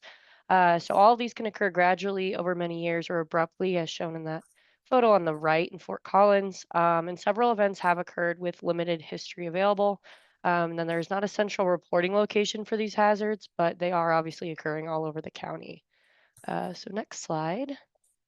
So this is looking at subsidence, and this describes any depressions, cracks, and or sinkholes in the Earth's surface, and this can threaten people and property. And then specifically for this map, it shows areas of historic coal and clay mining activity and potentially undermined areas throughout the county, as well as land subsidence. So where there are those historic underground mines, special hazards exist, such as subsidence, because material has been removed that supports the ground above. And then, as we can see, there are other areas throughout the county that have subsidence, such as those east of Fort Collins around the Horsetooth Reservoir and in towns like Loveland. Next slide, please. So this is just looking at collapsible soils, and that's when moisture is introduced to a loosely stacked area of soil, causing a collapse. So looking at this map, we see that those are in the more developed areas of the county throughout different towns, and mostly through those areas in Fort Collins and the town of Berthoud. Next slide, please. And then for expansive soils, these are those soils that absorb water, expanding and increasing in volume, which can then cause damage to the foundations of buildings mostly. And again, those are found all throughout those developed areas and mostly in the eastern portion of the county. So for the ratings, we did see that frequency is likely. It's a limited spatial extent, as you can see on that map above. There's moderate severity, and then that meant that we rated the overall significance as medium or low. But we would like to open the discussion specifically for severity and that overall significance if we would like to have it as medium or low. Yeah, so this is another one where, again, the data is extremely limited. We don't have a database of expansive soils damage, but we know there is some. Most of the soil hazards tend to be more of a slow burn hazard. You can get, you can get a sinkhole happen very suddenly, but general expanding and collapsing soils are happen over time. They do a lot of property damage, but they don't necessarily fall to emergencies a lot. That said, we've been talking a lot about erosion, and that kind of falls under this hazard. So like I said, the previous plan had this as moderate severity and medium significance based solely on the data. maybe it looks more like negligible and low, but I want to hear again your opinions on this of how serious this is and if medium or low makes sense. And again, there's nothing magic about either of those two, either of those ratings. You're not going to lose funding on something because you rank it low. Yeah, a lot fewer people have strong opinions about expansive soils than they do about wildfire. So usually we're getting into the slides where we can get a lot less comment, and that's fine. But going once, going twice, any thoughts on soil hazards? All right, moving on to earthquake then. That is back to me. So an earthquake is the resulting shaking triggered by a release of energy from movement in the Earth's crust. This is most common along plate boundaries where there's a high density of active faults. And while Colorado is not located along a plate boundary, there are numerous fault systems throughout the state capable of potentially producing damaging earthquakes. According to the USGS, there's approximately 90 potentially active faults in the state, most of them throughout the Rockies, as you can see in those maps there. There have been since 1870 over 500 tremors of magnitude 2.5 or higher.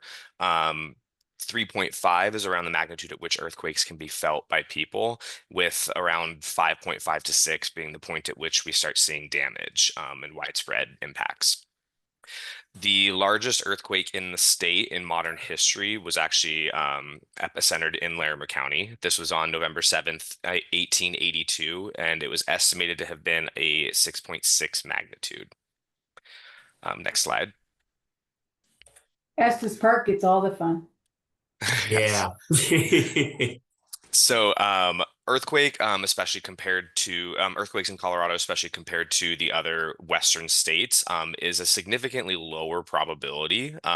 Should an event of a sizable magnitude occur, however, the impacts could be severe if people in infrastructure are not prepared. For the purposes of informing a vulnerability analysis in this plan, we use HAZUS for earthquake, which is a loss estimation software created by FEMA. With that, we have run a 2,500 year 5.0 magnitude probabilistic scenario. What a probabilistic scenario is essentially the aggregate result of all possible faults in that vicinity, using the seismic hazard maps shown here on the right-hand side, which reflect the probability, reflects a 2% probability of being exceeded in 50 years. So what that means is, like, for all of those colors at a specific magnitude, this is what would be a 2% chance of happening. So for Larimer County, that model showed a $907 million total economic loss, which is a pretty high number. However, it showed pretty limited, in fact, next to no kind of catastrophic impacts. It would be a lot of that damage would be, repaving cracks in roads, cracks in pipelines, things like that. So 387 million in losses to the utility system, 2.5 million in transportation system losses, and 517.5 million in building related losses, which is primarily made up of residential damage, which again would include, interior contents of homes. And that also includes business disruption. So downtime from people not going to work, businesses having to close for a day or two, stuff like that. The model indicates that at a worst case time of occurrence scenario, which would be 2 p.m., which assumes that all educational, commercial, and institutional buildings would be at their highest occupancy load. It's projecting 39 injuries, 4 of which would require hospitalization, but very minor injuries, no significant ones. So obviously a very high level of financial damage, but according to the model, relatively low physical impacts to the county and the population. Only 190 buildings county-wide would be expected to experience extensive damage. Again, this is not to, minimize these impacts, but just to say, like, it's certainly not as bad as, say, California or Alaska. There also, the model indicated no temporary closures or reduction in service to identified essential facilities like hospitals, schools, police, and fire, which means that the model predicts that on the day of the earthquake, everything would still be operating at 100% capacity. I see we got a raised hand. So Yeah, is this Brendan, taking yes. into consideration that all of the overpasses along 25 are only rated for a 4.0 earthquake? Because that's what they're built to. Yeah. That's the standard. And Yeah. and you know, I mean, I'm Yeah. assuming that's going under utility or transportation. That would be going under transportation, and you know, I am not sure if the model is considering it to that level of detail. It should be. Mac, I don't know if you're our HAZUS guru. I don't know if it has the, I mean, it definitely looks at bridges, but I don't know if it has that level of data. And I think Mac actually had to drop off.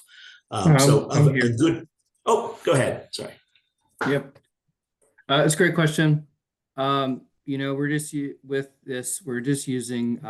in software data. So it is probably, I think it is using National Bridge Inventory data, but without us going into specific, putting in like detailed like soil and liquefaction and landslide and all these kinds of parameters, do we get a true accurate analysis? So this is just kind of a general overall, and it does it for road segments too. So highway, bridges, and roads and utilities. When you get in there, it has a lot of breakouts, just kind of summarizing an overall risk.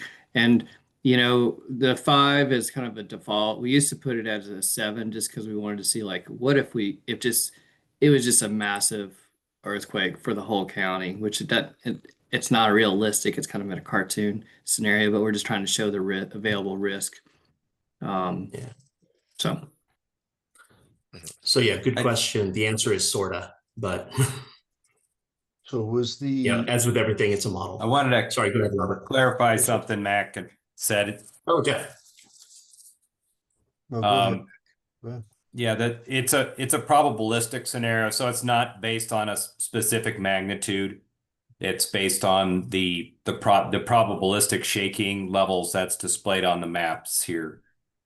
That takes into account various fault sources. So it's not a defined magnitude. Okay. And I was going to ask, because I couldn't really tell on the map where that fault line was from 1882, where it ran.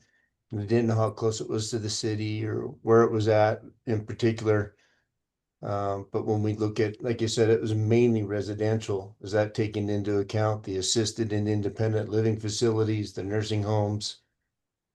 Because that's a big deal for us because we have a huge elderly population, and I believe those numbers they'll change drastically for us based on where it's at, where that fault line happens. So I was just curious. Robert, the earthquake that happened in 1882, the epicenter was Estes Park, but they did say though that it had a 200-mile radius for damages. So, you know, obviously in 1882, very little people lived in Larimer County, but today that would have had much more of an impact to all of the areas of Larimer County, I think.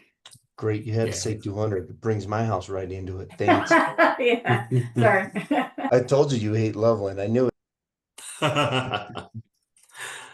Real quick, is this taken into, I mean, because it was in Estes Park, you know, is this taking into consideration Olympus Dam and Olympus Reservoir and all the associated waterworks that are up there that are tied into the Colorado Big Thompson project?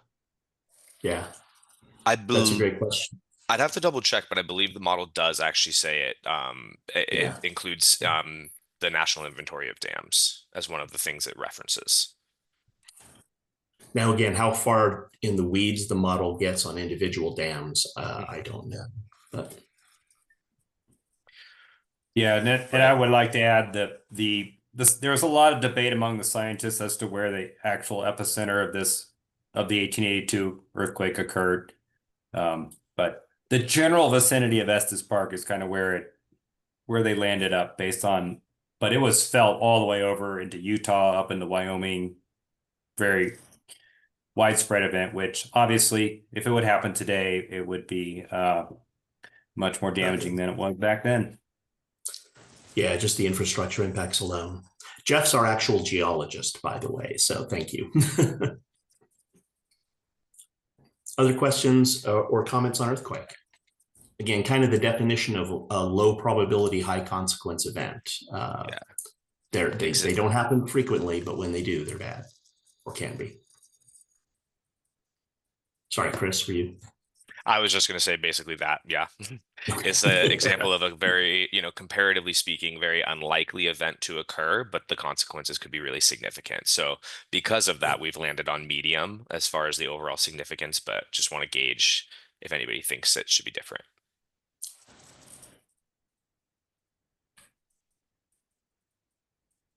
Okay, well, let's move into, sorry, go ahead, whoever that was. That is me. Next, drought and extreme heat. So I know that we already discussed, I think off to the side, we are still deciding if we're going to combine these as one hazard or split them into two. So that is part of the question we're going to ask at the very end. But and that's we collectively as a group, not yes. like WSP. Yeah. So yes, starting off, we profiled them together because there's been a lot of a trend lately with hazard mitigation plans to do these two hazards because of the way there's kind of a lot of interplay between extreme heat and drought. So drought in general is just a deficiency of precipitation over an extended period of time. It is a natural part of Colorado's climate. However, it is also a very complex and changing hazard. And there are four general types that are considered: meteorological, agricultural, hydrological, and socioeconomic. And each of those is basically measured by different indicators. You can see here we have some excerpts from the National Drought Monitor that show between 2000 and 2025, the county spent 847 weeks, or approximately 63% of the time, in some level of drought. That's defined as D0 or abnormally dry or worse conditions. Recent drought occurrences include the winters of 2021, 2022, and 2025 with D3 conditions, which is characterized, among other things, by major crop loss and widespread water shortages.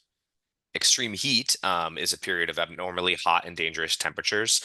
There's several ways to define extreme heat as well, but according to FEMA's ready.gov, extreme heat is a period of high heat and humidity where temperatures are above 90 degrees for at least 2 to 3 days. Another definition used is temperatures that are 10 degrees higher than average for a given area. So pretty common in the Front Range. Fort Collins averages 27 days per year above 90 degrees. And urban areas are at an increased risk and typically see higher temperatures in surrounding rural areas due to the urban heat island effect. Let's see on the next slide here. As I mentioned, there is a lot of interplay between drought and extreme heat. These two hazards often compound one another's impacts. So there's a 2019 modeling study done by NOAA that suggests that feedback loops between heat waves and droughts will actually potentially amplify those heat waves by looking at the effects of low soil moisture caused by drought and high temperatures that have been caused by heat waves. The results showed that in the Southwest especially, cooling by evapotranspiration is significantly reduced during droughts in today's climate. So essentially what that means is with the drought, there's less water available to evapotranspiration is the cooling of the environment due to evaporation. And so without that occurring, it results in a continuous rise in temperatures. So this study found that if current trends are continuing, that a compounded heat wave drought in the 21st century could end up being 7.2 to 9.9 degrees hotter than a similar drought in 1850.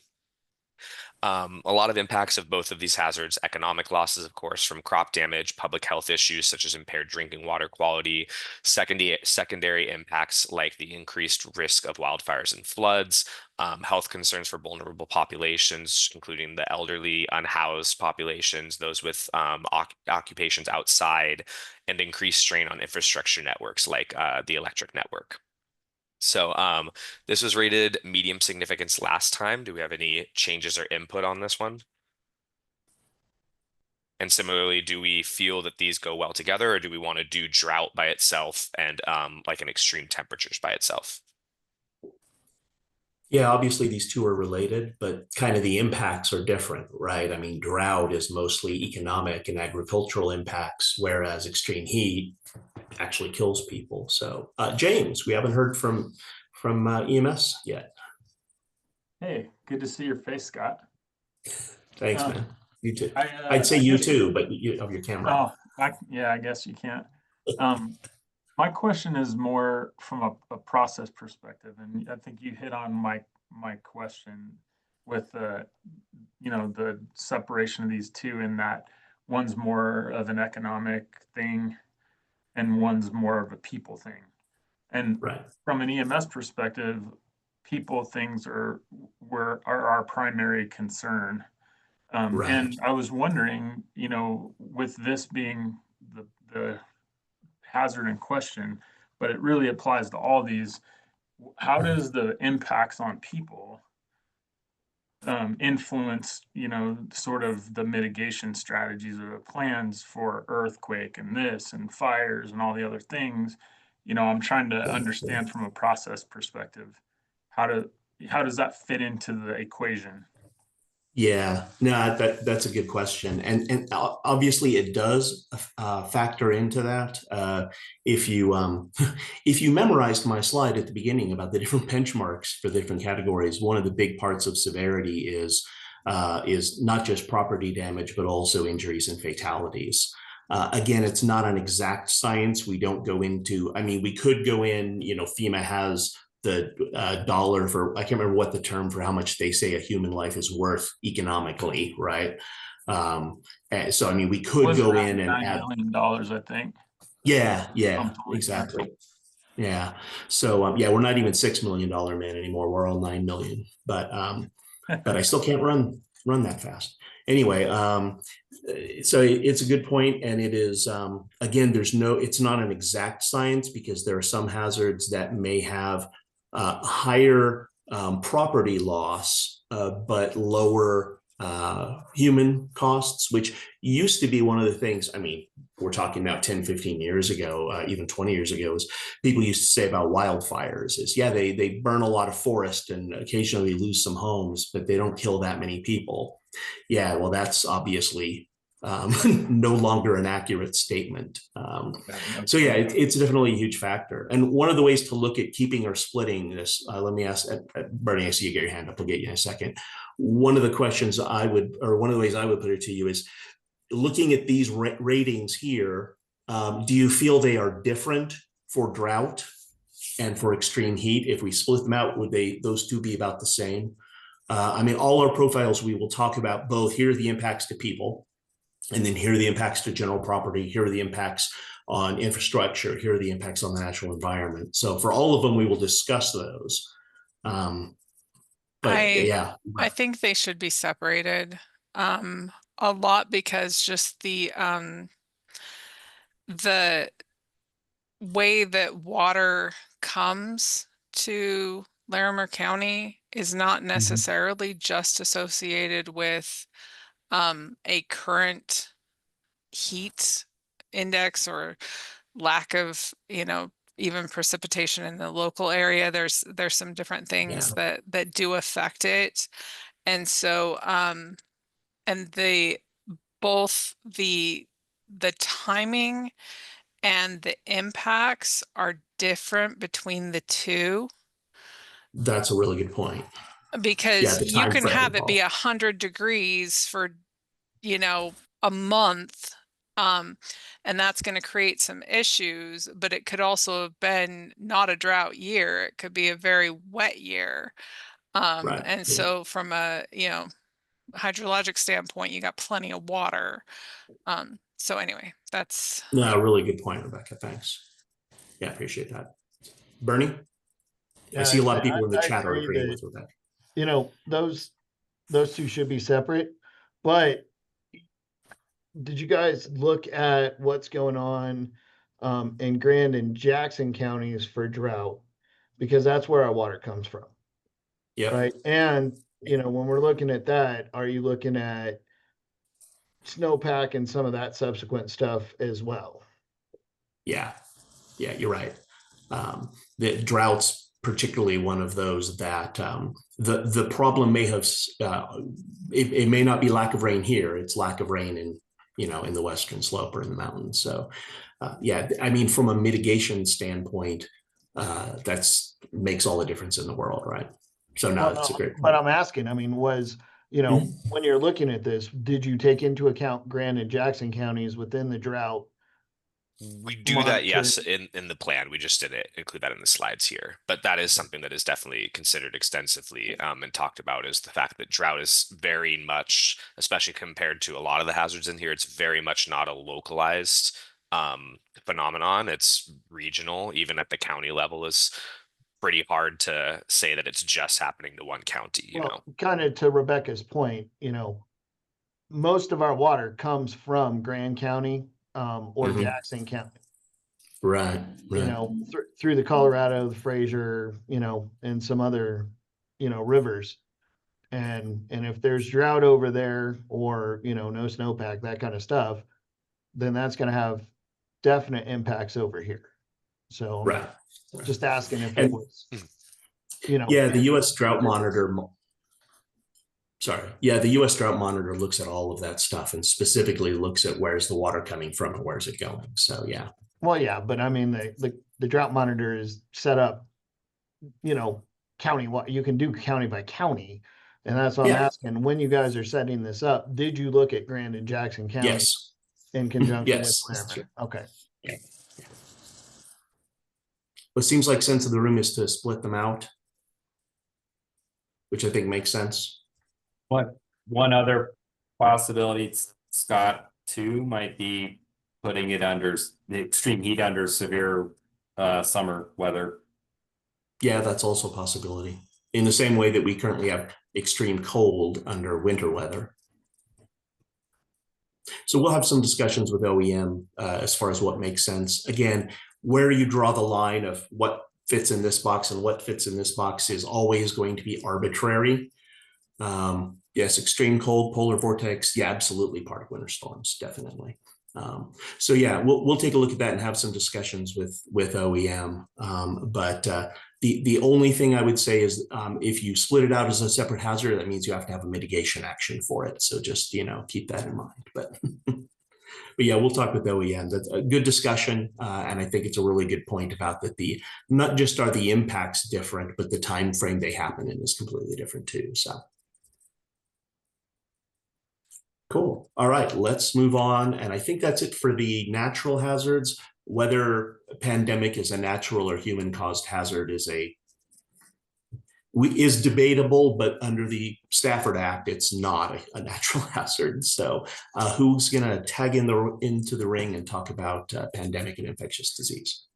That would be me as again. So yeah, for pandemic and infectious disease, they obviously have the potential to cause significant impacts, illnesses, and death. Just a couple definitions here. So according to the World Health Organization, a pandemic is when a disease's growth has become exponential. Sorry. This means that the growth rate is skyrocketing and each day cases are growing more than the day prior. So it really, in being declared a pandemic, it has nothing to do with the virus itself and the virology, population immunity impacts, things like that. It just means that that virus is covering a wide area and growing. Whereas an epidemic, that is an unexpected localized increase in the number of cases in a specific geographical area. So, for instance, we're seeing a lot of, measles outbreaks and stuff. That's an example of an epidemic where it's a localized explosion in new cases versus COVID-19 is a pandemic where it rapidly spread around the globe. So again, this one's a very poignant one that's fresh on everybody's minds. I'm sure we're all well aware about the impacts and that pandemics can be very extensive. It'll depend, the key vulnerabilities will really depend on the virus and who it may attack most aggressively, but that can include children, elderly, and people below the poverty level, those without adequate access to healthcare, or people with pre-existing conditions. Major impacts include, of course, death and illness, but an overwhelmed health and medical system, business closures, supply chain disruptions, travel interruptions, a lot of the things we saw during the COVID shutdown. Based on past trends, there is a major global pandemic about once every 20 years. So the first, counting back to the Spanish flu, and then the Asian flu, Hong Kong flu, H1N1, and then COVID. The Spanish flu was the most significant one of the last, 100 or so years, but COVID, of course, was very impactful as well. As of May 21st of 2025, there were 7 million deaths worldwide and 1.2 million cases documented in the US. From the data that I found, which is from the Arapahoe County's retired COVID case tracker, there were 110,000 reported cases and 616 deaths specific to Larimer County. From what I can find, that database stopped being updated in April of 2023, so definitely pretty outdated. And I think that's something we want to know from you all. If you want there to be more updated numbers for COVID, is that something you'd like to see in the plan? And if so, where would you recommend looking? Finding that level of data at this point to a county has been pretty difficult. So. Yeah. Actually, let me jump in a minute, and Lori, I'll get to you a sec. I'm looking at the clock, and we got about 5 minutes left. And we've just started the human caused hazards. Is this, and I'll defer to OEM specifically, but the group as a whole, is this a good place to cut off and it can jump forward and go through the next step slides, and maybe we do the human caused hazards in another meeting rather than skimming over them? Yeah, that'd be great. I see. Okay. All right. So remember those questions. We'll get to them next meeting. I want to be respectful of everyone's time. But yeah, just in the interest of time, we're going to skip ahead a little bit here, and we'll let you know. We'll schedule another time to do the human caused hazards. As I said at the beginning, this is a huge win. I'd much rather have the discussion. So the fact that we didn't get through all these other slides is not a problem at all. In the next meeting, we'll also review the goals from the previous plan, which here they are. Now you've seen them. We don't have to revise these, but we'll look at them and determine if we want to make any changes to the goals and objectives from the previous plan. I mentioned the mitigation action tracker that's out. This is kind of what it looks like. These are the actions you had listed in the 2021 plan. Just tell us what you've done on them. Again, there's no quota. There's no requirement that you have to have completed a certain number. No one's going to come and take away your FEMA hat if you haven't completed all your actions. All right, so now let's talk about next steps, and kind of, other than we're going to have another meeting to talk about human caused hazards. Like I said, it was really good discussion. I appreciate that. So yeah, we've asked for your plan update guides, your mitigation action trackers back by November 21st, so we can get all that data incorporated into the draft. Obviously, stay informed of upcoming meetings. We have, like I said, we'll have another meeting where we talk about human caused hazards, and then we have the mitigation strategy workshop, which is going to be in person, and we'll actually, kind of roll up our sleeves and look at, okay, now that we've talked about what can happen, how can we reduce those impacts? And then also, you're going to be getting a draft HIRA section out for review. What we normally do is we put the draft plan out in 2 stages. The HIRA is kind of the biggest, thickest, and most technical read. So we get that out first, and while you're reviewing that, then we start writing the other sections. So you're going to be getting that at some point, and that's a great place as you're going through for a lot of these comments where it's like the data doesn't capture this. We don't have numbers for this, but narratively, we should talk about that. It's a great place for you to add those comments and so forth. So that'll be coming your way at some point. Also, something just to start thinking about is I mentioned mitigation actions. So in addition to the actions from the previous plan, we're going to look at adding what new mitigation actions. One change, for those of you who were here 5 years ago, one change in the policy is 5 years ago, the rule was you had to have a comprehensive range of actions, which was maddeningly vague. And now they've actually clarified it and says you have to have at least one action for every hazard that affects your jurisdiction. So if your jurisdiction doesn't have any dam inundation area, you don't have to mitigate against dam failure. But if you have, if a hazard impacts your jurisdiction, you have to mitigate against it. So just start thinking of what type of actions you might want to. And if you have any ideas and you can't wait until the meeting and you want to bounce them off Josh or myself or Lord, please feel free. But we're going to have a whole nother meeting to talk about this. So here's the project schedule. We're pretty much on time. This meeting was supposed to happen at the end of October, so we're 4 days late, but we're otherwise really doing well on track. Oh, I just realized I didn't have in the actions done so far. I forgot to put in there that we had the first public meeting, which was held online or held virtually.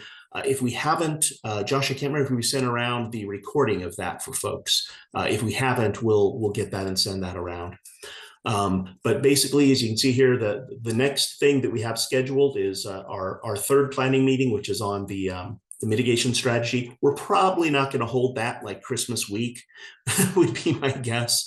That's just kind of where it fell on the draft schedule. But, we'll look at days that are available and holidays as we're putting that together. But we'll schedule something here, probably another virtual meeting to go through some of the hazards that we didn't get through today. And then we'll have one more public meeting scheduled sometime after the first of the year when we have a draft plan that we as the planning team are pretty happy with, and we want to put it out for review and comment.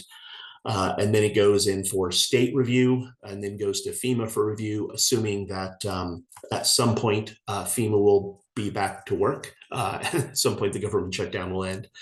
And then the goal is to have all this done. Your current plan expires in September, but we're hoping to wrap this up by July so that we have plenty of time to go through local adoptions before then. So